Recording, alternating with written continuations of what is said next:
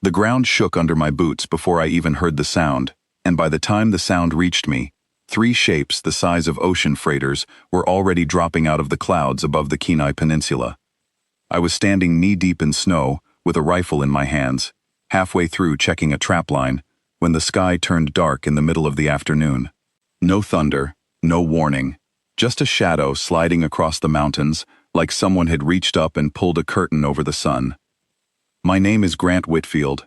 I have lived in Alaska my whole life, and until that moment, the strangest thing I had ever seen out here was a moose swimming across a half-frozen lake in October. That record did not last another 5 minutes. I dropped to one knee behind a fallen spruce and watched through my scope as the ship settled low over the river flats, 12 miles from where I stood. They did not roar like jets. They did not throw fire like rockets. They simply arrived, quiet and massive, and hovered there like they were deciding whether the ground below was worth touching. My radio buzzed against my hip. "Grant, do you see that?" said a voice I recognized as Holly, a bush pilot who flew supply runs between the small towns scattered across our stretch of coastline. I told her I saw it. "Get somewhere safe," she said. I did not answer that one honestly. Instead, I moved closer. By the time I reached the ridge above the flats, 6 figures had already stepped out of the nearest ship. They stood taller than any person I had ever met, wrapped in armor that shifted color depending on the angle of the light, moving with a kind of practiced calm that told me this was not their first time doing this. Small devices floated near their shoulders, scanning the ground, the trees, the river, cataloging everything like they were reading a map, instead of standing inside a real place. I lay flat against the snow, heart pounding, watching strangers from somewhere far beyond our sky study the land I had hunted since I was a boy. Then the brush on the far bank exploded outward, and 1,100 pounds of grizzly bear came charging through it, like the ground itself had lost its temper. She had claimed that stretch of river every summer for as long as anyone in town could remember, and she clearly had no interest in explanations, treaties, or first contact protocols. All she saw was 6 intruders standing in the middle of her fishing ground, and that was more than enough reason for her. The lead figure spun toward her, raising a weapon that hummed with a strange blue light. I watched the bear cover the distance in under 2 seconds, faster than I had ever seen her move, and knock the weapon clean out of its grip with one swipe of her paw. Metal folded like paper. The figure stumbled back, and the others scattered, firing something that turned a nearby tree into a cloud of splinters and steam. She barely slowed down. 3 of them went down hard along the riverbank. The remaining 3 sprinted for the ship, faster than their long legs looked capable of carrying them, and sealed themselves inside just as she reached the ramp, snapping at the closing hatch with a frustration that echoed across the whole valley. I should have stayed on that ridge. Instead, I found myself sliding down through the snow toward the noise, rifle raised, moving straight into whatever was about to happen next. Holly's voice crackled again in my ear, sharper this time. "Grant, tell me you are not walking toward that." I did not answer her either. By the time I reached the tree line, others had already arrived, drawn by the noise and the shaking ground. A rancher named Dean pulled up on his 4-wheeler, rifle strapped across his back, jaw set tight. A schoolteacher named Ivy arrived next, carrying a shotgun she had clearly never expected to use outside of teaching a safety class. 2 brothers, Callum and Reese, showed up in their truck still arguing about something completely unrelated, one of them holding a fishing net like he had forgotten to put it down before running out the door. None of us planned this. None of us needed to. Out here, you learn early that emergencies do not wait for a plan. You grab whatever is closest, and you move. The ship lifted off moments later in a burst of white light that melted the surrounding snow instantly, leaving the ground steaming behind it. The bear paced along the bank, huffing loudly, clearly unsatisfied that the intruders had escaped before she finished making her point. Dean lowered his rifle slowly, breathing hard. "They're gone," he said. "For now," I answered. None of us slept that night. Word spread through every small town along the coast faster than a wildfire in July. By morning, the community hall was packed shoulder to shoulder, everyone talking over everyone else, half the stories already growing taller with each retelling. Ivy stood up first, silencing the room with the same voice she used on rowdy students. "We call the state," she said. "We call whoever answers the phone in Washington too. But until anyone official gets here, we are the ones standing closest to whatever that was. So we prepare, and we do it carefully." Nobody argued. Nobody usually did with Ivy. For 2 days, the remaining ships stayed quiet, hovering near the original landing site, occasionally sending smaller shuttles low over the tree line before pulling back. We later learned they were mapping the terrain, trying to understand a landscape that refused to behave the way their instruments expected. Alaska does that to people who think they already understand it. It does the same thing to machines.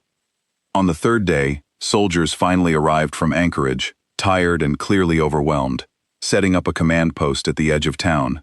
They asked us politely to stay out of the way. We tried, for about a day. Then their radar picked up 2 shuttles descending straight into a storm front, rolling in off the coast, thick with wind and blinding snow, the kind of weather that grounds every commercial flight for 200 miles, but barely slows down someone who has flown supply runs through worse just to deliver mail. Holly heard the distress call before the soldiers even finished digging their trucks out of a snowdrift. "I know that stretch of ridge," she said over the radio, already pulling her jacket on. "I can get a truck there faster than they can." I went with her, along with Dean and one of the brothers, hauling a sled loaded with recovery gear we normally used for stranded snowmobilers. We reached the crash site long before the official convoy, guided by nothing more than years of driving these roads through every kind of weather this coastline could produce.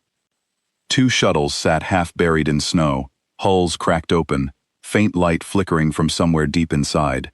I approached slowly, rifle lowered but ready, and found one of the passengers trapped beneath a fallen support beam, breathing hard through a cracked section of helmet, clearly unable to free itself. I want to be honest about what happened next, because it would be easy to imagine this went differently than it did. I did not walk toward that wreck looking for a confrontation. None of us did.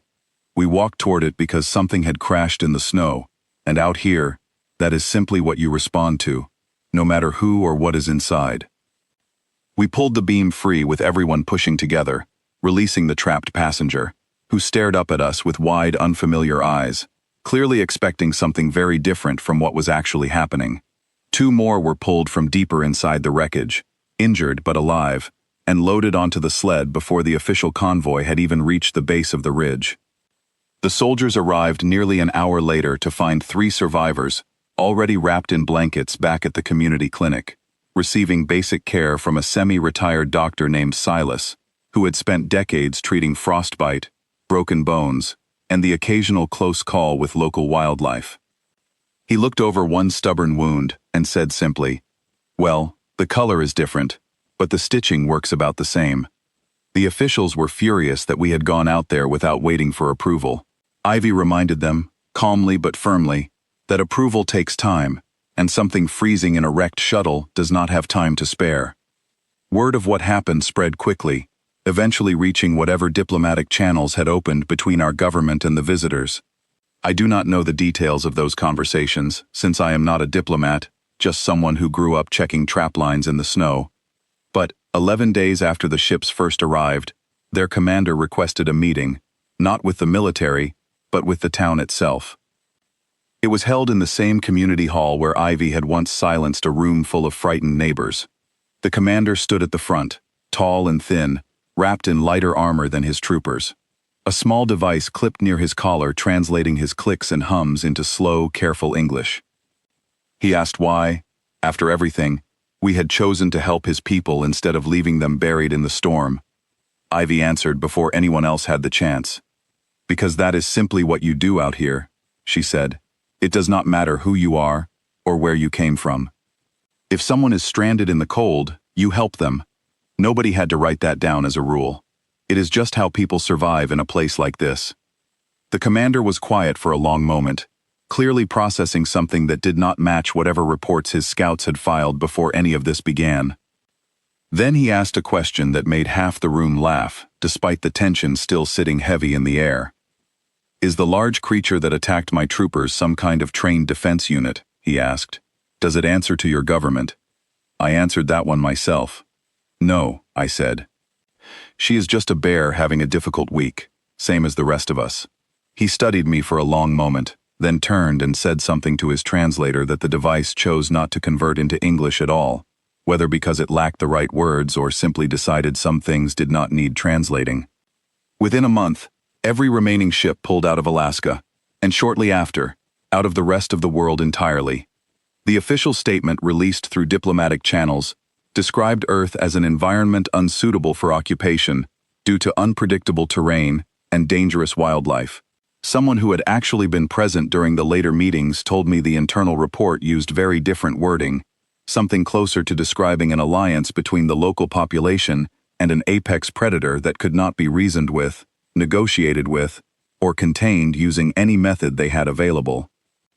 I never confirmed whether that part was true. I was not in the room for those particular conversations, but it made enough people in town laugh that it might as well have been. Life slowly returned to something resembling normal after that, though normal now included occasional visits from researchers trying to understand exactly what had made our stretch of coastline so difficult for an advanced force to hold on to. I told them the same thing I told the commander that day in the hall. It was not one single reason.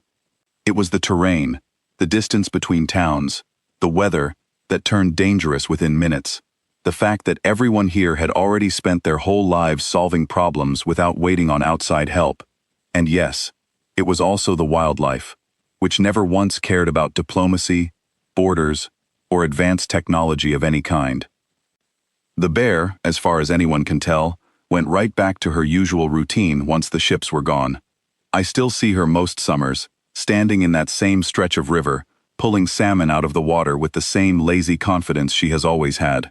She never seemed particularly impressed by the fact that she had played a part in ending an invasion. To her, it was probably never an invasion at all. It was simply 6 strangers standing exactly where she wanted to fish. Every year now, when the salmon start running, I walk down to that same bend in the river and leave a little extra behind on the bank, more than any guide would normally recommend. More than is probably wise for someone trying to avoid teaching a wild animal to expect food from people. I do it anyway. It feels like the least I owe the first local resident who ever stood her ground against something none of us fully understood. Holly still brings it up sometimes when we are flying supplies out to one of the smaller villages, usually somewhere over open water when the conversation runs quiet for too long. She likes reminding me that I ignored her advice that first afternoon, the one where she told me to get somewhere safe, and I said nothing back. I usually just remind her that she was flying straight toward the same storm an hour later, so neither of us really has room to complain about the other. Ivy passed away 2 years afterward, peacefully, in the same small house she had lived in for most of her life. The whole town showed up, including a quiet delegation from the very government that had once tried to keep us away from that crash site. They said she had become something of a legend in certain diplomatic circles, remembered as the woman who stood calmly in a small community hall and explained, without hesitation, exactly why an entire alien force had failed to take hold in a place most maps barely bothered labeling, beyond a scattering of small towns and a great deal of empty space. I think about that meeting often, the one where the commander asked why we had helped his people instead of simply letting the storm finish what it started. I still do not think there was ever a complicated answer to that question. Out here, distances are long, help is often hours away, and the weather can turn dangerous faster than anyone expects. You learn quickly that survival depends on people looking out for one another, regardless of where they came from or how unfamiliar they might seem at first glance. That lesson never stopped applying, just because the strangers in question happened to arrive in ships instead of trucks. I do not know if the Vashkatari, which is the name we eventually learned for them, will ever attempt to return. Some nights, when the sky is clear enough to see stars stretching endlessly overhead, I find myself wondering if they still talk about what happened here, likely with far less flattering details about the bear. If they do come back, I suspect the outcome will not look much different. The terrain will still refuse to behave, the weather will still turn without warning, and the people scattered across this coastline will still respond to any emergency with whatever they happen to have close at hand, whether that means a truck, a sled, a rifle, or simply enough stubbornness to refuse being pushed around. Somewhere along that same river, there will likely still be a bear who does not particularly care whose fishing ground anyone else believes they are standing in. Some places on this planet were never truly held by outside forces, not because of powerful weapons or advanced defenses, but because the people, and occasionally the wildlife, who called those places home, had already spent generations learning how to survive everything the world could throw at them, long before anyone from beyond that world ever arrived to test their luck. I still check traplines through the same stretch of coastline. I still see that same bear most summers when the salmon return. And every so often, when someone new asks me about the strangest thing I have ever witnessed out here, I tell them this story from beginning to end, and I watch their expression shift from disbelief to something closer to quiet understanding. The same understanding most of us in town reached about each other, and about this land, on the day the sky opened up and reminded every one of us exactly what we were capable of, when everything we cared about was suddenly at stake.